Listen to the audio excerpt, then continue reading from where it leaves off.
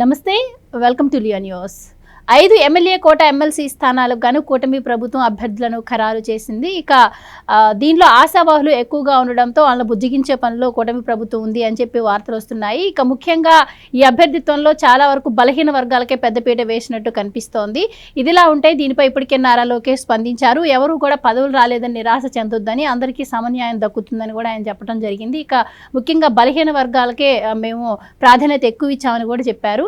ఇదిలా ఉంటే మరోపక్క వైసీపీ ఏమో ఆశావాహులను రెచ్చగొట్టే ప్రయత్నాలు చేస్తూ డిబేట్లు నిర్వహిస్తూ ఉంది. దీని గురించి మరిన్ని వివరాలు తెలుసుకుందాం. మనతో పాటు ఉన్నారు సీనియర్ జర్నలిస్ట్ దుర్గా కుమార్ గారు. నమస్కారం సార్. నమస్కారం గోవర్ధని, మన వీక్షకులకు కూడా.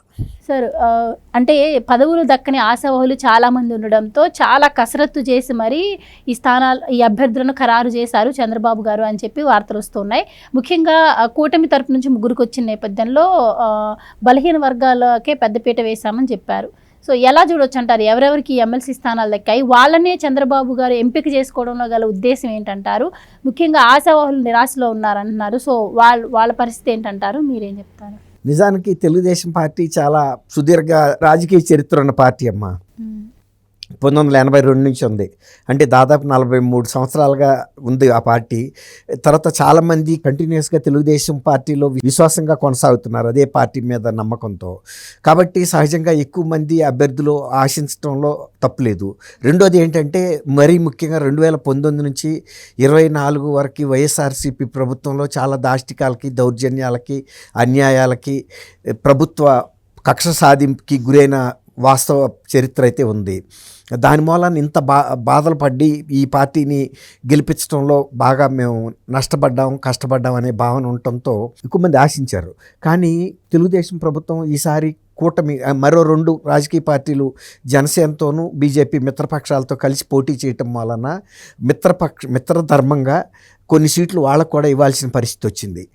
3 మాత్రం తెలుగుదేశం తీసుకుంది, 1 జనసేనకి ఇచ్చింది, 1 బీజేపీకి ఇచ్చింది. వాళ్ళకి సంఖ్యాబలం ఎంతున్నా లేకపోయినా మిత్రపక్షంగా ఉన్నారు కాబట్టి వాళ్ళకి ఆ గౌరవం ఇవ్వాలి అనే గుర్తింపు గౌరవం ఇవ్వాలని. తర్వాత దాని మూలన ఏంటంటే సుదీర్ఘకాలం ఈ కూటమి కొనసాగాలనేది తెలుగుదేశం పార్టీ భావన. అవసరమైతే మన పార్టీ కార్యకర్తలకి ఇంకొకసాటో అవకాశం కల్పించాలి, కానీ మిత్రులకి తగ్గించారనే భావన వాళ్ళకి రాకూడదు, కూటమిలో స్పర్ధలు రాకూడదు అనేది ప్రధానమైన లక్ష్యంగా పార్టీ పెట్టుకుంది. అందులో వీళ్ళు 3 మాత్రమే తీసుకున్నారు. 3 తీసుకున్నప్పుడు ఒకటి ఏంటంటే మహిళలకు ఇవ్వాలి, మహిళల్లో కూడా ఎస్సీ వర్గానికి, అందులో మళ్ళీ యువత. అమ్మాయి కావలి గ్రీష్మ, ఆమె ప్రతిభాభారతి గారు అమ్మాయి అయినప్పటికీ కూడా పార్టీలో చాలా కష్ట సమయాల్లో పార్టీ తరపున చాలా గట్టిగా నిలబడింది. ఒక మహిళనే కాకుండా చాలా వీరోచితంగా పోరాడింది. అందువల్ల ఆ అమ్మాయికి ఇచ్చారు. రెండోది బిఆర్ నాయుడు, కర్నూలు జిల్లాకు సంబంధించిన వ్యక్తి, ఆయన బీసీ వర్గానికి చెందిన వ్యక్తి. ఇంకోటి ఏంటంటే మొదటి నుంచి ఇంతకుముందు నేను చెప్పాను మీతో, 43 సంవత్సరాల తెలుగుదేశం ఆవిర్భావం నుంచి కూడా ఎక్కువ సపోర్టు బీసీ వర్గాల నుంచి, బలహీన వర్గాల నుంచి తెలుగుదేశానికి ఉంది. అందువల్ల బాలయోగి గారి దగ్గర నుంచి స్పీకర్గా పెట్టినటువంటి గతంలో ఆంధ్రప్రదేశ్ ప్రతిభాభారతి గారు కూడా స్పీకర్గా పనిచేసింది. అట్లా అనేక మంత్రివర్గంలోనూ ప్రాముఖ్యత ఇచ్చారు. ఇలాంటి రాజ్యాంగ పదవుల్లో కూడా ప్రాధాన్యత ఇచ్చుకుంటూ వచ్చింది తెలుగుదేశం. అదే సాంప్రదాయాన్ని కొనసాగిస్తూ ఇప్పుడు 2 బీసీలకు ఇచ్చారు. ఒకటేమో బీదర్ రవిచంద్ర, ఆయన కూడా పార్టీలో మొదటి నుంచి ఉన్న వ్యక్తి, ఆయనకి ఇచ్చారు. అంటే 3టిలోనూ 3కి 3, 2 బీసీలకి 1 ఎస్సీకి వెళ్ళింది. 2 ఏమో వాళ్ళు బీజేపీకి ఇచ్చారు. బీజేపీ నుంచి సోము వీర్రాజు మాజీ అధ్యక్షుడు, ఆయనకి ఇచ్చుకున్నారు. తర్వాత జనసేనకి ఇచ్చినటువంటి కోటాలో 1 సీటు నాగబాబు గారికి ఇచ్చారు, పవన్ కళ్యాణ్ గారికి అన్న. ఆయన మొదటి నుంచి పార్టీలో అంటే ఫ్రంటల్ ఆర్గనైజేషన్లో లేకపోయినా ఆర్గనైజేషన్ ఇంటర్నల్గా పార్టీ నిర్వహణలోనూ కార్యక్రమాల రూపకల్పనలో ఆయన బాగా పార్టిసిపేట్ చేశాడని చెప్తున్నారు. అందులోనూ ఆయన కొంత సినిమా బ్యాక్గ్రౌండ్ కూడా ఉంది. అందువల్ల మరి వాళ్ళు అట్లా ఇచ్చారు.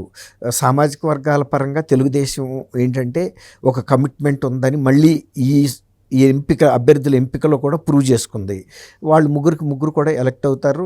వర్ది క్యాండిడేట్స్ కూడా ఒక రకంగా. తను బీటీ నాయుడు కూడా మొన్న చంద్రబాబు నాయుడు గారు రాజమండ్రి జైల్లో ఉన్నప్పుడు ఆయనతో ఎప్పటికప్పుడు బయట విషయాలు, ఆయన అనుకుంటున్న విషయాలను బయటికి ఇలా సంప్రదింపులు, తర్వాత పార్టీకి అనుసంధానకర్తగా కూడా వ్యవహరించాడని చెప్తున్నారు. అందులో చాలా విశ్వసనీయత కలిగిన వ్యక్తి. పార్టీలో ఏ విషయాన్నైనా కానీ గోప్యతగా ఉంచడం, పార్టీలో తర్వాత పార్టీలోని అంశాలు, పార్టీకి సంబంధించిన సలహా సంప్రదింపుల్లో కూడా చంద్రబాబు నాయుడు గారికి చాలా రిలయబుల్గా ఉంటాడు అనేది మొదటి నుంచి ఆయనకు ఆ పేరు ఉంది. కానీ పబ్లిక్లో ఆయన పెద్దగా అంతగా తెలియదు.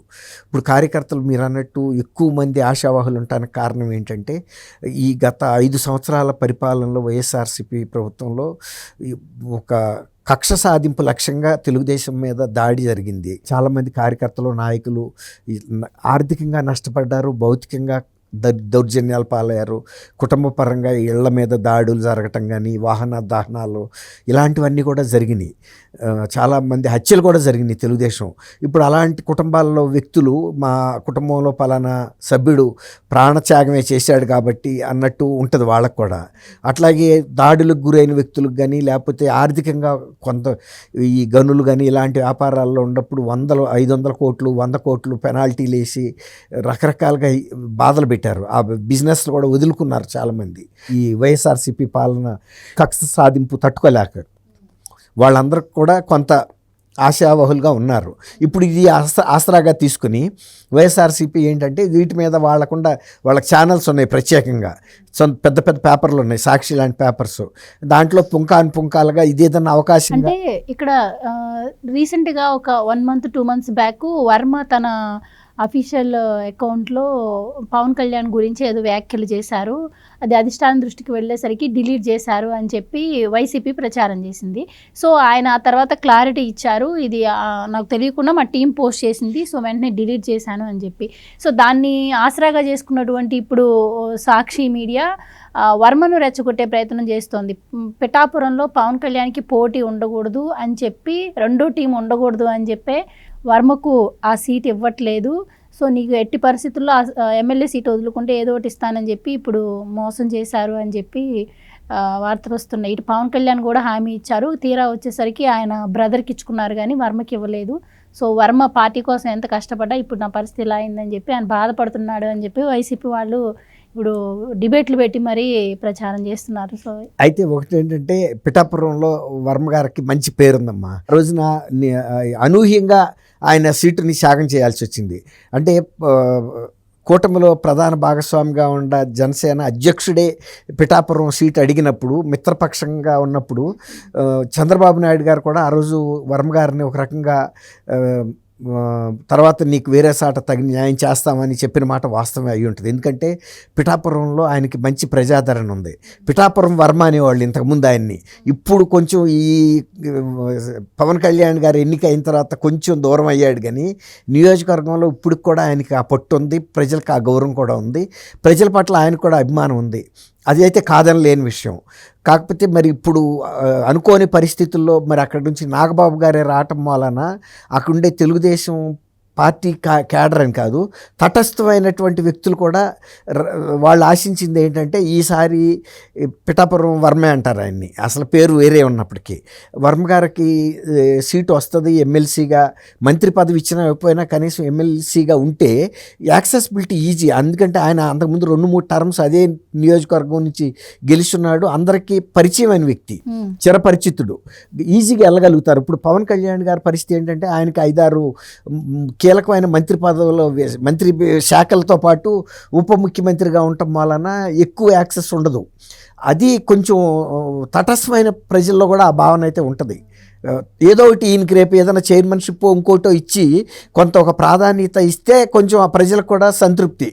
మా రాజుగారు వర్మ గారు త్యాగం చేసినందుకు పార్టీ గుర్తించి ఆయనకి ప్రాధాన్యత ఇచ్చిందనే ఫీల్ అయితే ఉంటుంది. అది కొంచెం మనం తోసిపుచ్చలేని అంశం. అదే అలాంటి నాయకుడిని పార్టీ కూడా వదులుకుంటుంది అన్న ఇదైతే లోకేష్ గారు ఇప్పటికే ప్రెస్ మీట్ పెట్టి చెప్పడం కూడా జరిగింది. ఎవరికి కూడా నిరాశ పడొద్దు, అందరికీ సముచిత. అయితే మీరు అన్నట్టు వర్మ గారికి ఒక టీము ఉండటం, ఎందుకంటే ఆయన ఎమ్మెల్యే కానందువల్ల నియోజక ప్రజలకి దూరమైన పరిస్థితి లేదు. ఆయన ఎమ్మెల్యేగా ఉన్నా లేకపోయినా పిఠాపురం వర్మ అనే ఒక పేరే ఆయనకి. అందుకని వాళ్ళ టీం ఎవరన్నా తెలిసి తెలవక ఏదన్నా పోస్ట్ పెట్టినా ఆయన బాధ్యతతో ఉపసంహరించుకునే వ్యక్తే తప్ప అటువంటి చిల్లర రాజకీయాలు ప్రోత్సహించే వ్యక్తి కాదు.